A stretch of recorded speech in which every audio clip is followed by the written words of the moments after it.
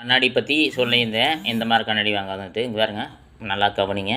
பின்னாடி எல்லாத்துலேயுமே மாட்டியிருக்கும். நல்லா கவனிங்க, நல்லா மாட்டியிருக்கும். மாட்டிருக்குதா? இதில் வந்து உள்ளே போயிருக்குது, தெரியுதுங்களா? இதையும் நம்ம போட்டுலாம். இப்போ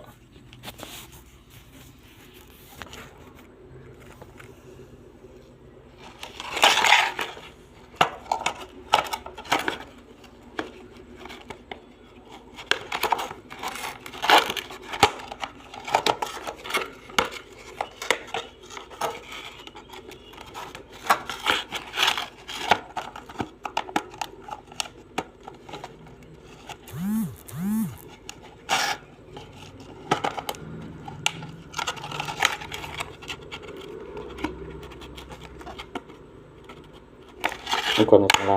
உட்காந்துருச்சு. இப்போ எல்லாத்துலேயுமே உட்காந்துருச்சு, தெரியுதுங்களா? தெரியுதுங்களா?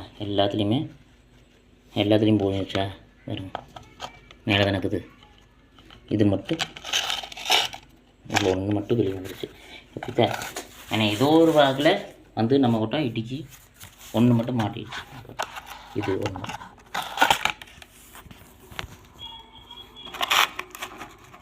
ஓகேங்களா? தெரியுதுங்களா?